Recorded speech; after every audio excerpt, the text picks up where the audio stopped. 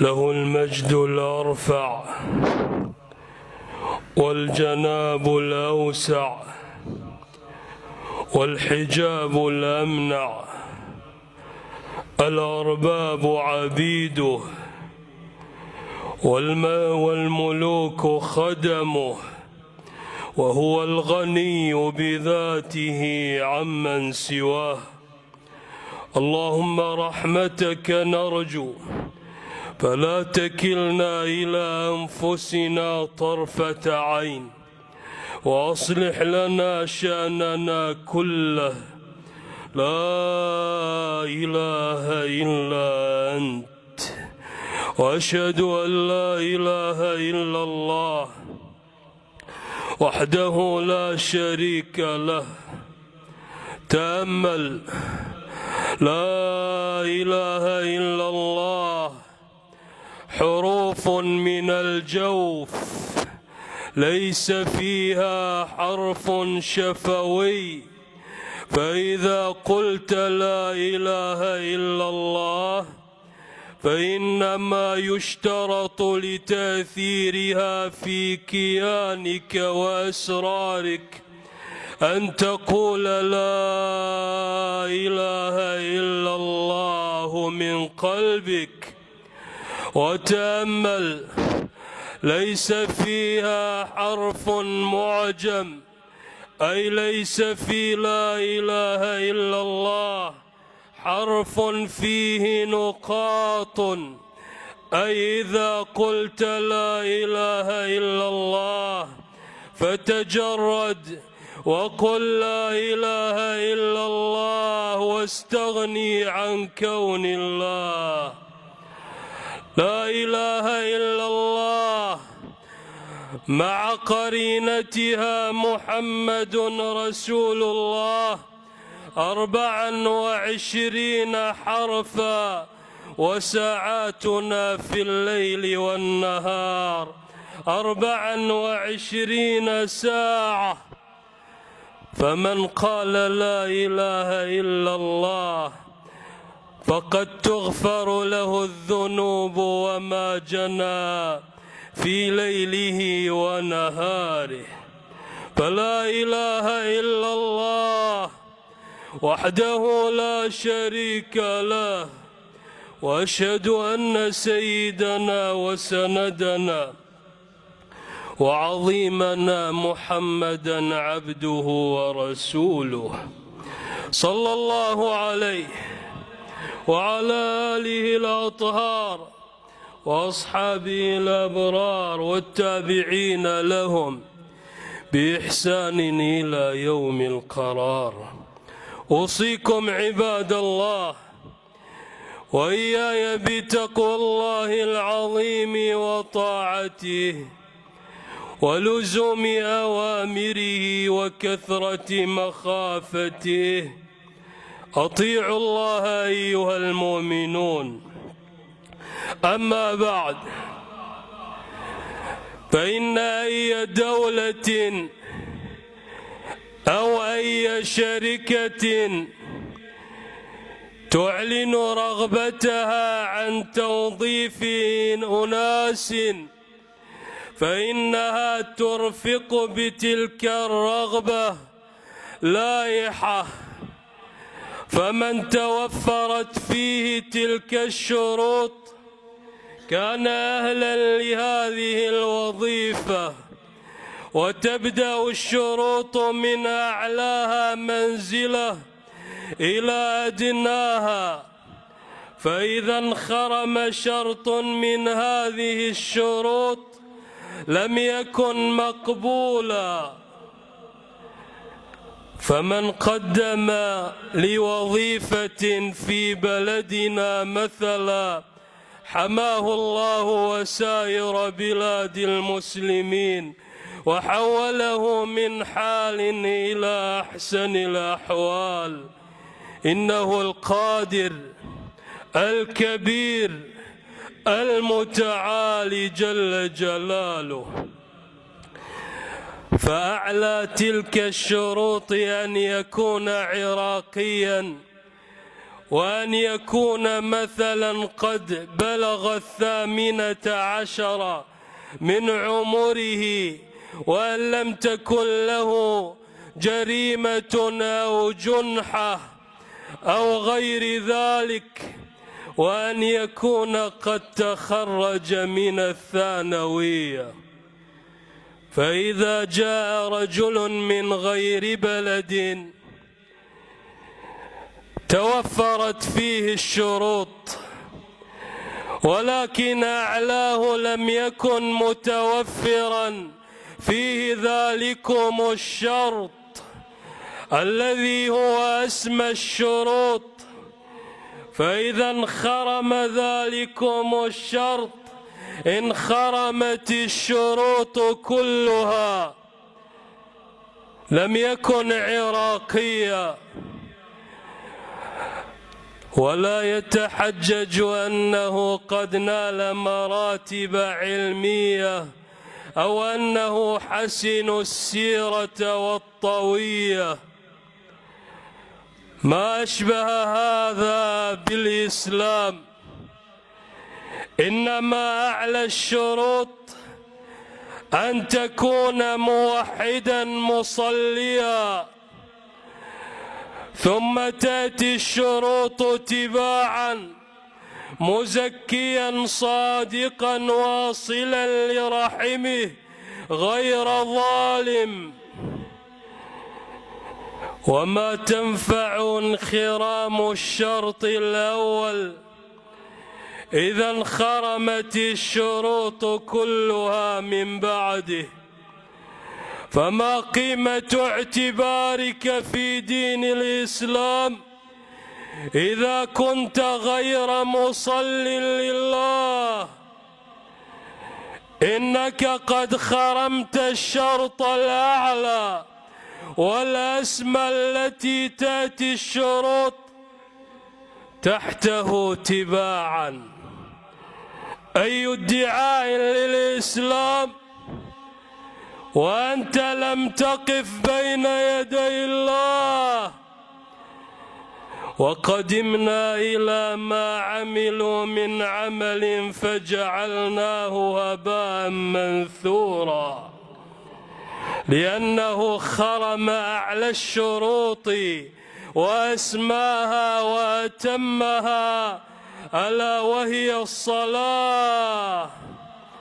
فخلف من بعدهم خلف أضاعوا الصلاة واتبعوا الشهوات فسوف يلقون غيا. إن هذا الكلام لمن كان له قلب ومن أتقن حبك الخيوط. تأمل أيها الحبيب، إن الإنسان في جبروته وفي غروره وفي ظلمه لبني جنسه وغير بني جنسه وليملك ما يملك من هذه المعمورة، ولكنه ضعيف، بل ضعيف جدا. فإذا ارتفعت حرارته اضطربت أحواله ولا يستطيع تنظيم أموره.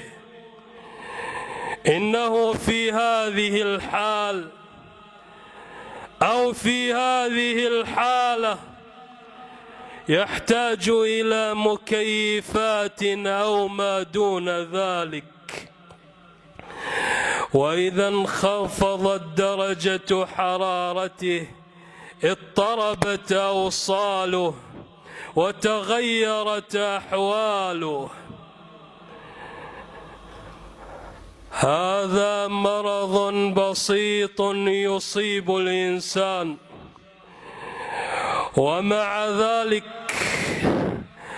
لا تراه آبها بنار الله وعقوبته، لا تراه آبها بالنار وجحيمها وسمومها ولهيبها، إنما هذه النار التي نحن فيها والتي نراها، أعني نار الدنيا، إنما هي جزء من 70 جزءا من نار الله الحامية.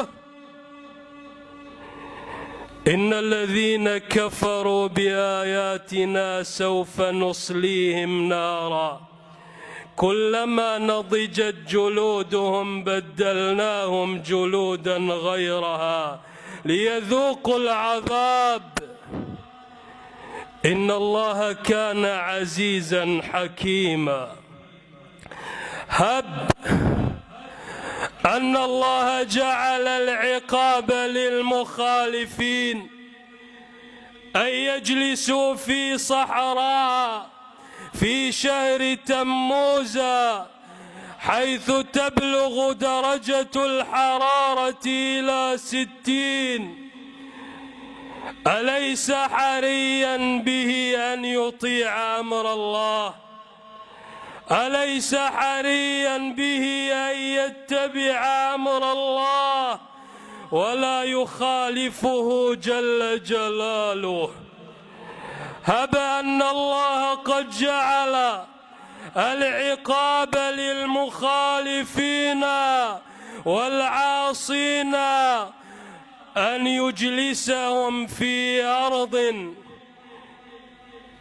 مثل كازاخستان حيث تبلغ درجة الحرارة، درجة البرودة أو الحرارة إلى 60 تحت الصفر.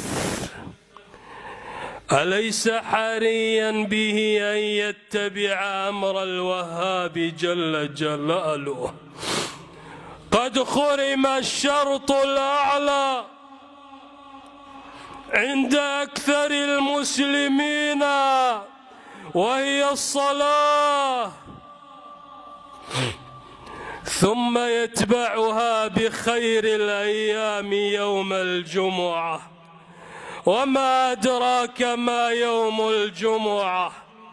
وما أدراك من خالف أمر الله في يوم الجمعة؟ لله في ذلك اليوم يوم القيامة، يوم يسمى فيه عند الله يوم المزيد. فمن لم يحافظ على الجمعة ليس له في ذلك اليوم نصيب، إذ ينزل الله من عليائه فيجلس النبيين وأهل التقوى والصلاح المحافظين على الجمعة فيجلسهم على منابر. وما أدراك ما تلك المنابر؟ منابر من نور ينظرون إلى وجه الله الكريم، بل يكونون قبالة حبيب الله خاتم الأنبياء والمرسلين. يوم عظيم، إنما هو يوم يفوق يوم الأضحى ويوم الفطر عند العلماء المحققين. وانظر كيف انشغلنا في ذلكم اليوم بالأسواق وبالنوم وبالزيارات التي لا تنفع في أمر الدنيا ولا أمر الدين. نهارك يا مغرور سهو وغفلة وليلك نوم، والسدى لك لازم. نهارك يا مغرور سهو وغفلة وليلك نوم والسدى لك لازم، وشغلك فيما سوف تكره غبة، هكذا في الدنيا تعيش البهائم. اي والله الذين كفروا يتمتعون ويأكلون كما تأكل الأنعام والنار مثوى لهم. إنهم أرادوا السعادة والراحة في الدنيا الفانية، ورغبوا في السعادة والراحة الباقية. اسمع إلى حبيب الله، إن كنت متبعا له وإن كنت محبا له وإن كنت تدعي أنك من أهل المقامات، أين لك وأين مقامك أمام قول رسول الله صلى الله عليه وسلم، وهو القائل: لينتهين أقوام عن ودعهم الجماعات أو ليختمن الله على قلوبهم ثم ليكونن من الغافلين. اسمع إلى رسول الله وهو يقول أيضا: من ترك 3 جمع تهاونا طبع الله على قلبه. ومعنى طبع الله على قلبه أي صار كافرا، لأن الله قال في آية: بل طبع الله عليها بكفرهم.